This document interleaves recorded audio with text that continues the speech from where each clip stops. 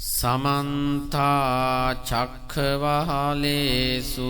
अत्रा गच्छन्तु देवता सद्धम्मं मुनिराजस्य सुनन्तु सग्गमुखदं धम्मश्रवण कालो अयं बदन्ता धम्मश्रवण कालो अयं बदन्ता धम्मश्रवण कालो अयं बदन्ता नमो तस्से भगवतो अरहतो सम्मा सम्बुद्धस्से नमो तस्से भगवतो अरहतो सम्मा सम्बुद्धस्से नमो तस्से भगवतो अरहतो सम्मा सम्बुद्धस्से ये चखो देवदूते संतो सप्पुरिसायिद चोदितानप्पमज्जन्ति अर्य धम्मे कुदाचनन्ति।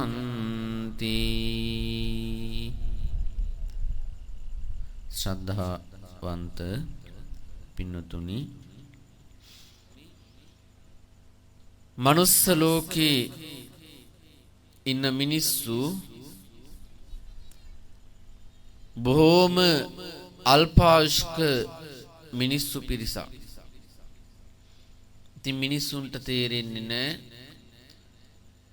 මොකද්ද අපි කරන්න ඕනි මොකද්ද අපි නොකර ඉන්න ඕනේ කියන එක තෝරා බේර ගන්නට බොහෝම අපහසුයි. ප්‍රතඥ කෙනාගේ හැටි එහෙම තමයි පින්නතුනි. අපිට වරදින පැත්තම තමයි වැඩි. ප්‍රතඥ කෙනාට ජීවිතේ වරදින පැත්තම තමයි වැඩි. එයා හිතාගෙන ඉන්නේ Taman දැන් හරියට ජීවත් වෙනවා කියලා. හරියට ජීවත් වෙනවා කියලා හිතාගත්තට දන්නේම නෑ පින්නතුනි ඒ කෙනාට දුක ලැබෙනකොට තමයි තේරෙන්න පටන් ගන්නෙ නෑ නෑ ඒ කලින් හිටපු හැටි වැරදි කියලා. පුතු කිලේසා ජනේතිති පුතජනා කියලා කියන්නේ. පින්නතුනි සාමාන්‍යයෙන් ආර්ය සත්‍ය අවබෝධ කරගත්තේ නැති සෝවාන් ඵලයට පත්වෙච්චි නැති සකදාගාමි ඵලයට පත්වෙච්චි නැති අනාගාමි ඵලයට පත්වෙච්චි නැති අරිහත් ඵලයට පත්වෙච්චි නැති කෙනා පෘථග්ජන කෙනා කියලා කියනවා. ඒ පෘථග්ජන කෙනාගේ సంతානේ කෙලස් මහත්ව හටගන්නේ. ලෝභය හටගන්නවා. ද්වේෂය හටගන්නවා. ලෝභය කියලා කිව්ව ආසාව, ගිජුකම, කෑදරකම, ඇලීම මේවට තමයි ලෝභයේ ස්වභාවයන්. ලෝභෝ ලුබ්බනා ලුබ්බිතත්තං රාගෝ සරාගෝ සාරජ්ජිතත්තං. එවැගේ විසම ලෝභෝ ආදී වශයෙන් ලෝභයේ එක එක ස්වභාවයන් තියෙනවා. ද්වේෂයේත් ඒ විදිහටම තමයි පින්නතුනි. නත්ති රාගෝ සමු අග්ගී නත්ති දෝසෝ සමු කලි. රාගය තරම් පින්නතුනි ගින්නක් නැති තරම්. රාගය ඇති වෙච්චාම ඔලු ගෙඩි ගිනි ගන්නවා. ඔළුව ගිනි ගන්නවා පින්නතුනි. ඊට පස්සේ ආස කරන එක හම්බ වෙන්නේ නැහැ හරියට. තමන් ආස කරන එක ආස කරන හැටියට වෙන්නේ නැහැ, සිද්ධ වෙන්නේ නැහැ. ඊට පස්සේ මොකද වෙන්නේ? ද්වේෂය ඇති වෙනවා. නත්ති දෝසෝ සමෝ කලි ද්වේෂයේ සමාන අපරාධයකුත් නැහැ. මේ දෙකම වෙන්නේ පින්නතුනි සත්වයන්ගේ තියෙන මෝඩකම නිසා, මුලාව නිසා. ඉතින් සමහර වෙලාවට පින්නතුනි එහෙම කීවට සමහර කෙනෙකුට තේරෙන්නේ නැහැ. මුලාව කීවට තේරෙන්නේ නැහැ. මෝඩකම කීවට තේරෙන්නේ නැහැ. හැබැයි තේරෙනවා ගොංකම කියලා කිව්වොත් ඒක තේරෙනවා හොඳට. ඒක නිසා මේ අපි ජීවත් වෙනවා කියලා පින්නතුනි ඒ ජීවත් වෙන කාලය තුල මහා ගොන් වැඩ ටිකක් කරගන්නවා. අර තරුණ ළමයිගේ තියෙනවා පින්නතුනි වචනයක් මේ ඒක තරුණ ළමයිගේ වචනයක් නෙමෙයි. පාලි භාෂාවේ තියෙන වචනයක් පට්ඨ කියලා වචනයක් තියෙන්නේ. පින්නතුනි පට්ඨෝ උදග්ගෝ ආදී වශයෙන් එක මේ පාලි වචනයක්. ඒ පට්ඨ කියලා කියන්නේ පින්නතුනි උපරිම කියන්ට. ළමයි ඉතින් පාවිච්චි කරන්නේ උපරිම. ඒක නිසා පින්නතුනි පට්ඨම මෝඩකමක් තියෙනවා. උපරිම මෝඩකමක් තියෙනවා. ඕ මෝඩකම හින්දා මොකද කරන්නේ?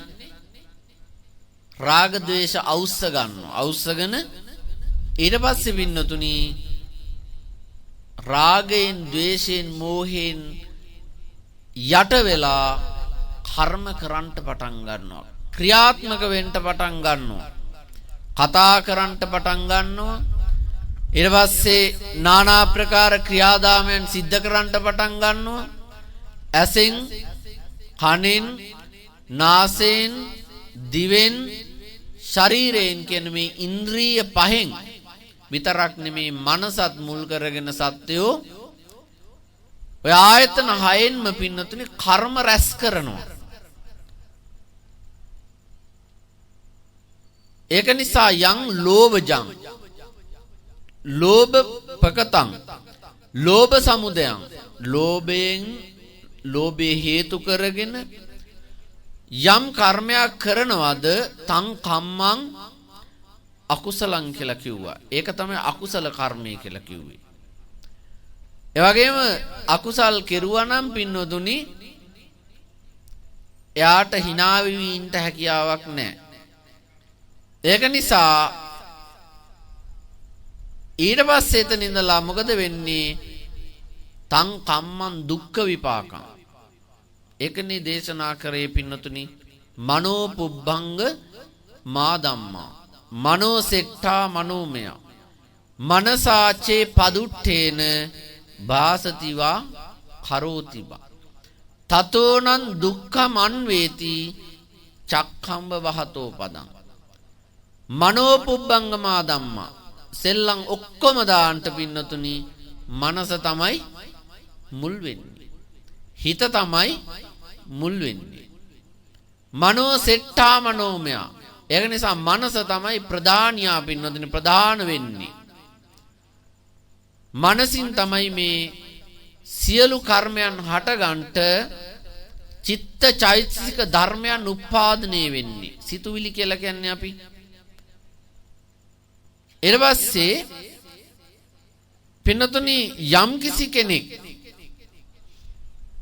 මනසා චේ පදුට්ටේන චේ කියලා කිව්වේ ඉඳින් පදුට්ටේන මනසේන ප්‍රදූෂ්‍ය වෙච්චි දූෂණේ වෙච්චි කිලිටි වෙච්චි රාග ద్వේෂ මෝහ වලින් යට වෙච්චි මනසින් යම් කර්මයක් කරනවද භාසතිවා කරෝතිවා යමක් කියනවද යමක් කරනවද තතෝ කියලා කිව්වේ පින්නතුනි ආය වැඩි කල් යන්න ඕනේ නෑ. පව් කරපු කෙනාට ආත්මයක් යන්න ඕනද ජීවිතය මරුණට පස්සේද හම්බ වෙන්නේ නෑ පින්නතුනි. මරුණට පස්සේ නෙමෙයි. තතෝ කියලා කිව්වේ ඊට පස්සේ තදනන්තරවම ඊට අනතුරුවම දුක්ඛං අන්වේති. ඒක නා පිටිපස්සේ දුක එලවන්ට පටන් ගන්නවා. දුක එලවගෙන එනවා පිටිපස්සෙම. හරියට කොහොමද? දුක එලවනකොට පින්නතුනි හරියට කියනවා චක්කම්ව වහතෝ පදං. හරකෙක් පස්සෙන් එලවගෙන එන කරත්ත රෝදේ වගේ.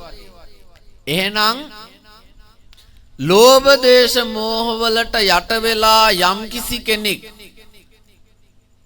යම් ක්‍රියාවක් කෙරුවා නම්, හොඳ උදාහරණයක් හරකෙක් පස්සෙන් එලවගෙන එනවා කියලා කිව්වේ. එහෙනම් ඒ අකුසල් කරන්නේ කවුද? හරකෙක් කියලා කියන්න බෑ. හරකෙක් කිව්වොත් ඒ සතාට අගෞරවයක් වෙන්න පුළුවන්.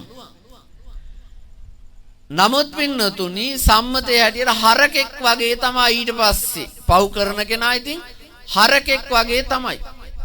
වෙන දෙන්න අපිට ගෞරවනීය උපමාවක් ඒක හරකෙක් කියලා කියන්නේ. මොකද හරකගේ ಗುಣ තියෙනවා පින්නතුනි. අහිංසකයි ඌ, කන්නේ තනකොළ.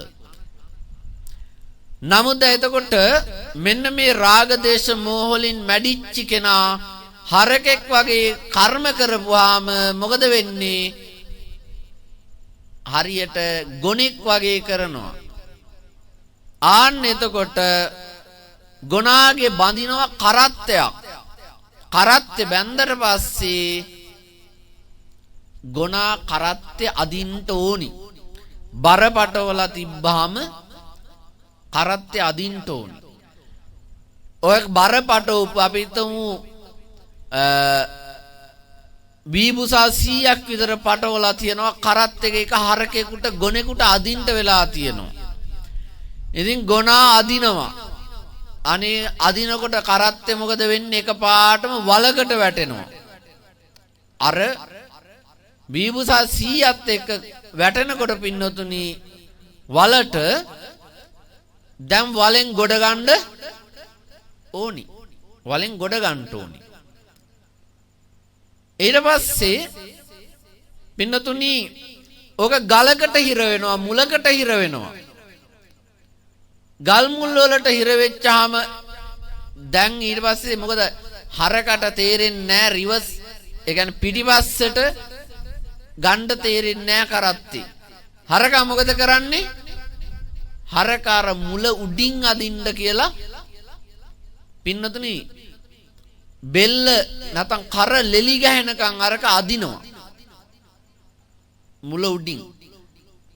ඇද්දේ නැත්තම් පිටිපස්සෙන් කෝටු පාරත් වදිනවා හොඳට.